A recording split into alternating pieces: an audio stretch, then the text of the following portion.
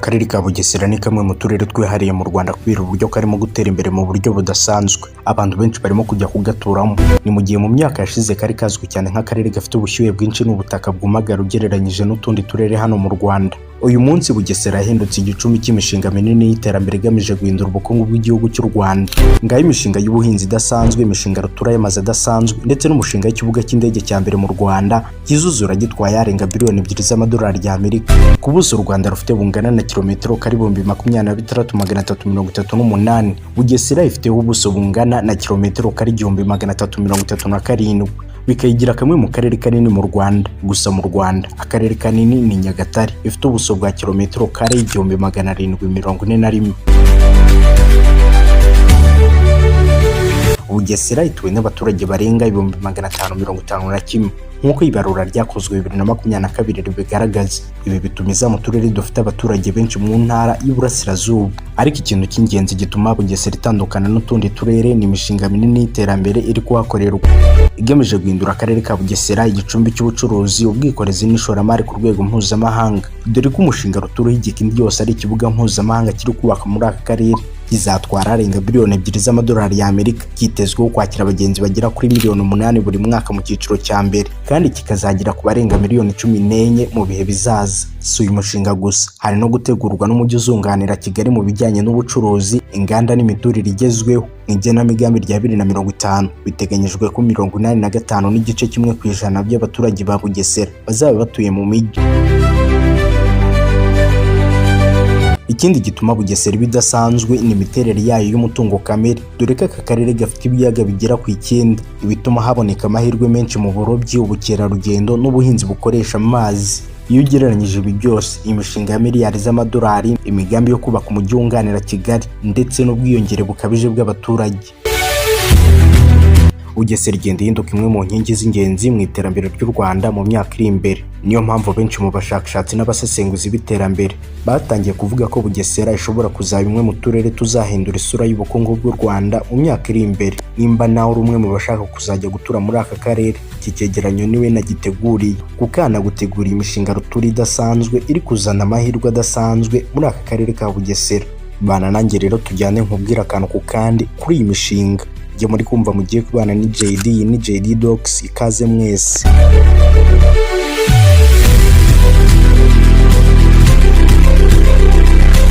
Akarere ka Bugesera gafite umushinga rutura dusanga ku mwanya wa 5. Uyu mushinga nta wundi ni wa Bugesera Special Economic Zone, ahari umushinga munini w'inganda n'ubucuruzi uri kubakwa muri aka karere ka Bugesera. Uyu mushinga ugamije guteza imbere inganda, gukurura abashoramari no kongera umusaruro w'ibicuruzwa byoherezwa mu mahanga. Uyu ni umwe mu mishinga ikomeye leta y'u Rwanda yashyize imbere mu rwego rwo guteza imbere ubukungu n'ibikorwa by'inganda mu gihugu imbere. Mu gace nk'aka, abashoramari bahabwa amahirwe atandukanye, arimo imisoro yoroshye, ibikorwa remezo bigezweho, serivisi zorohereza ubucuruzi, ahantu hagari ho kubaka inganda. Ibi bituma inganda nyinshi zishyirwa hamwe, bityo bikongera umusaruro n'imirimo ku baturage ikiyongera. Uyu mushinga wa Bugesera Special Economic Zone uherereye mu karere ka Bugesera hafi y'ikibuga cy'indege cya Bugesera.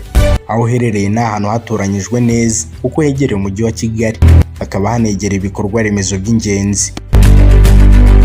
Ibi bituma gutwara ibicuruzwa mu gihugu no hanze yacyo byoroha cyane.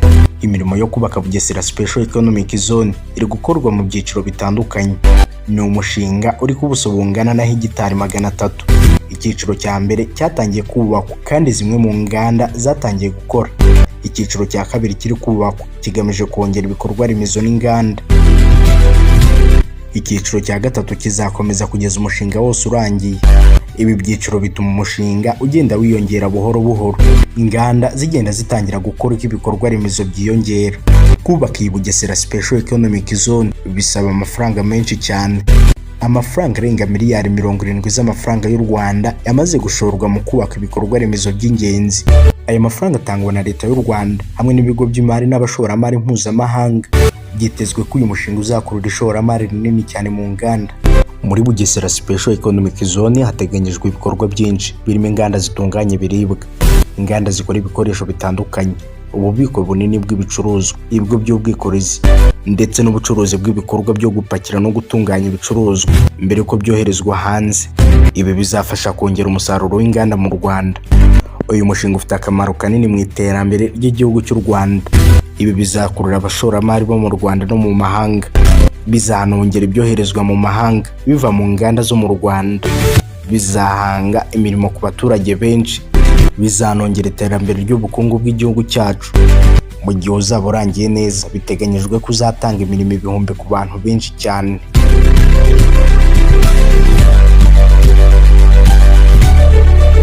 Umushinga wa kane udasanzwe dusanga muri aka karere k'ubudasa ka Bugesera. Uyu mushinga ni uw'ishuri mpuzamahanga ritagira uko risa, dore ko ryigaruriye imitima ya benshi. Iri ni ishuri rikomeye cyane kuko ryigisha abakobwa gusa ibijyanye na siyansi n'ikoranabuhanga. Iri nta rindi ni irya Gashora Girls Academy of Science and Technology. Iri shuri riherereye mu murenge wa Gashora mu karere ka Bugesera mu ntara y'Iburasirazuba. Rikaba ryarashinzwe mu mwaka 2011. Ryashinzwe hagamijwe guteza imbere abakobwa bafite impano mu masomo ya siyansi, ikoranabuhanga, ubugenge, ubwubatsi ndetse n'imibare. Gashora Girls Academy ni rimwe mu mashuri azwi cyane mu Rwanda kubera uburyo ritegura abanyeshuri baryo neza mu masomo ya siyansi, ubugenge, imibare, ndetse benshi mu barangije bahabwa amahirwe yo gukomeza amasomo yabo muri za kaminuza zikomeye hirya no hino ku isi. Iri shuri ryashinzwe ku bufatanye bwa Leta y'u Rwanda n'abafatanyabikorwa batandukanye barimo Imbuto Foundation n'indi miryango mpuzamahanga ishyigikira uburezi bw'abakobwa. Usibye gutanga uburezi bufite ireme, Gashora Girls Academy yanabaye ikimenyetso cy'uko abakobwa bashobora kwitwara neza mu masomo ya siyansi n'ikoranabuhanga, bigatuma barushaho kubona amahirwe mu burezi no mu kazi, bitewe n'uruhare rwabo mu guteza imbere uburezi n'iterambere ry'urubyiruko. Iri shuri rifite umwihariko w'uko ku byerekeranye n'abaryigamo, ubwishyu bwa minerivare ahanini butangwa n'imiryango yihariye myinshi ishamikiye kuri leta. Nk'uko nabibabwiye, ifite intego yo kuzamura ireme ry'uburezi rihabwa umwari w'umunyarwanda. Gusa na bake baryigamo bigenga bishyura amafaranga atari menshi cyane, ariko nanone akagenda atandukana bitewe n'ibyiciro bitandukanye abana bigamo. Ngayo nguko nibyo nababwira kuri iri shuri ridasanzwe rya Gashora Girls Academy. Gashora Girls Academy originates from overseas, but finds its heart in Africa,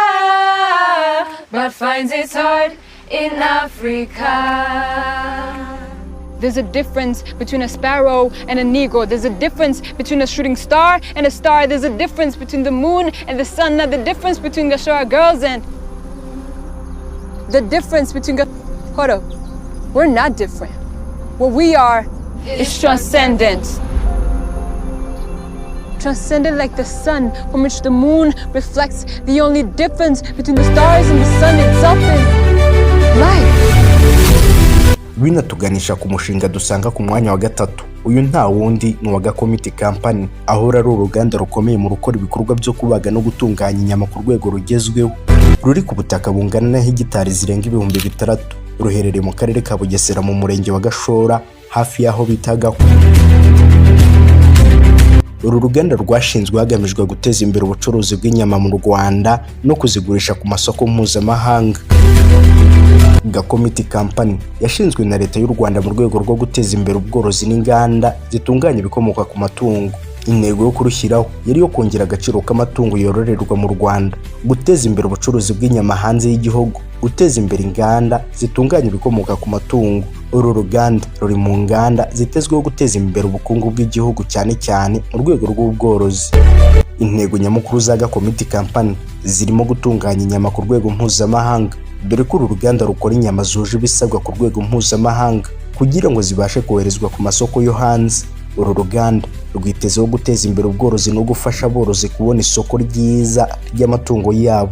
Uru ruganda kandi rwashinzwe mu rwego rwo kongera umusaruro w'inganda mu Rwanda, dore ko uru ruganda rufasha kongera umusaruro w'inganda mu gihugu no guteza imbere ubukungu.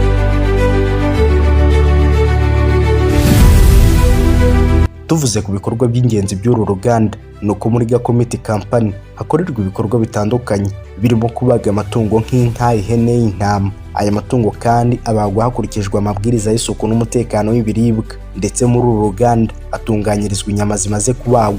Inyama zisukurwa neza zikagabanywamo ibice bitandukanye ndetse zipakirwa neza. Iyo birangiye ibi haba hakurikiyeho uburyo bwo kubika inyama. Uru ruganda rufite ibyuma bikonjesha cyangwa se cold rooms bifasha kubika inyama igihe kirekire zitangiritse.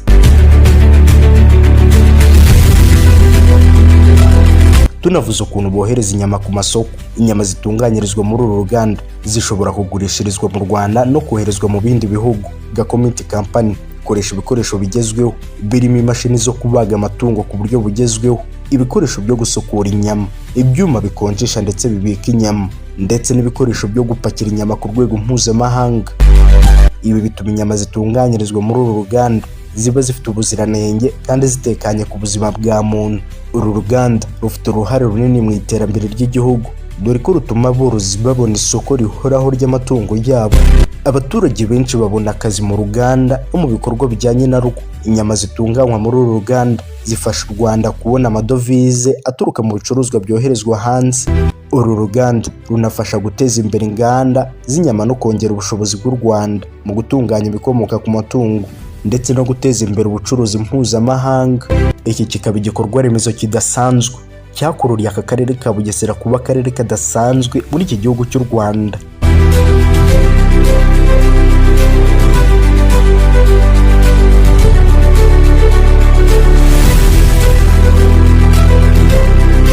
Ku mwanya wa kabiri turasanga ikigo gikomeye cyigisha ubuhinzi bugezweho, aho gifite inyubako n'ibikoresho byo ku rwego rwo hejuru.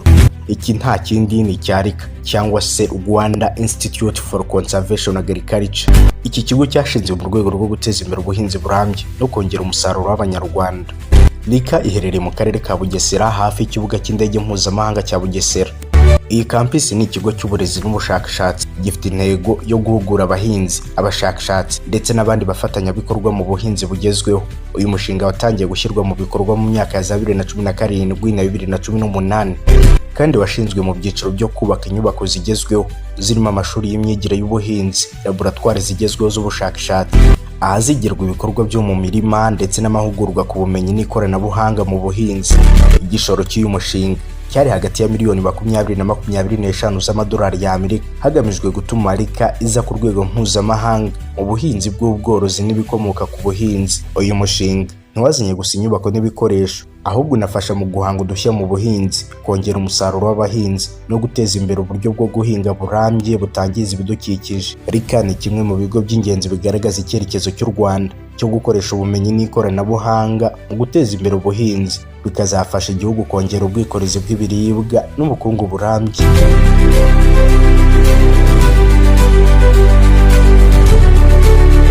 Tudatinze tugere ku mwanya wa mbere. Ku mwanya wa mbere turasanga ikibuga cy'indege kidasanzwe cy'ubudasa cya Bugesera na Kigali. Iki ni Bugesera International Airport, ahari ikibuga cy'indege mpuzamahanga kiri kubakwa kugira ngo gisimbure cyangwa cyunganire ikibuga cy'indege cya Kigali kiri Kanombe. Iki kibuga kiri kubakwa mu karere ka Bugesera mu ntara y'Iburasirazuba y'u Rwanda. Intego nyamukuru yo kucyubaka ni ukongera ubushobozi bw'u Rwanda mu kwakira indege n'abagenzi benshi ndetse no guteza imbere ubwikorezi bwo mu kirere n'ubukungu bw'igihugu. Bugesera International Airport iherereye mu karere ka Bugesera hafi y'umujyi wa Kigali, nko mu birometero 25 cyangwa 30 uvuye mu mujyi rwagati, aho cyubatswe hatoranyijwe kubera ubuso bunini bwo kubakaho, imiterere y'ubutaka yorohereza kubaka ikibuga cy'indege ndetse no kuba kiri hafi y'umujyi wa Kigali. Umushinga wa Bugesera International Airport watangijwe na Leta y'u Rwanda hagamijwe kubaka ikibuga cy'indege kigezweho ku rwego mpuzamahanga. Mu kubaka iki kibuga, Leta y'u Rwanda yakoranye n'ikigo cy'ubwubatsi cyitwa Qatar Airways nk'umufatanyabikorwa mu iterambere ry'uyu mushinga. Iki kibuga cy'indege mpuzamahanga cya Bugesera biteganyijwe ko kizaba kimwe mu bibuga by'indege bigezweho muri Afurika. Bugesera International Airport igizwe n'ibice byinshi by'ingenzi birimo terminal y'abagenzi, indi nyubako nini yakira abagenzi yaba binjira mu gihugu cyangwa basohoka mu gihugu. Hari naho bapimwa naho bakorerwa serivisi zitandukanye. Hari n'inzira ndende indege zimanukiraho cyangwa zihagurukiraho. Hari n'igice cyitwa cargo alley. Iki ni igice cyagenewe gutwara imizigo n'ibicuruzwa binyuze mu ndege. Hari na parikingi y'indege, aho indege zihagarara mbere cyangwa nyuma y'urugendo. Bugesera International Airport iteganyijwe kuzaba ifite ubushobozi bwo kwakira miliyoni z'abagenzi buri mwaka, indege nini mpuzamahanga ndetse n'ibikorwa byinshi byo gutwara imizigo. Iki kibuga kizafasha cyane cyane mu guteza imbere ibikorwa bya Rwandair, guteza imbere ubwikorezi bwo mu kirere. Kizafasha u Rwanda kwakira indege nyinshi ziturutse mu bihugu bitandukanye.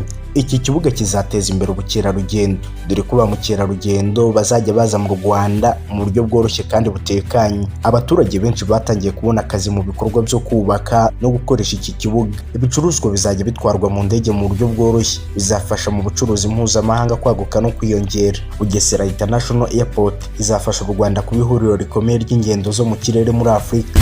Bizatuma igihugu kiba ikigo cy'ubwikorezi bwo mu kirere, maze ubukungu bw'igihugu burushaho kwiyongera. Ibikorwa by'ubucuruzi n'ubukerarugendo bizakura cyane.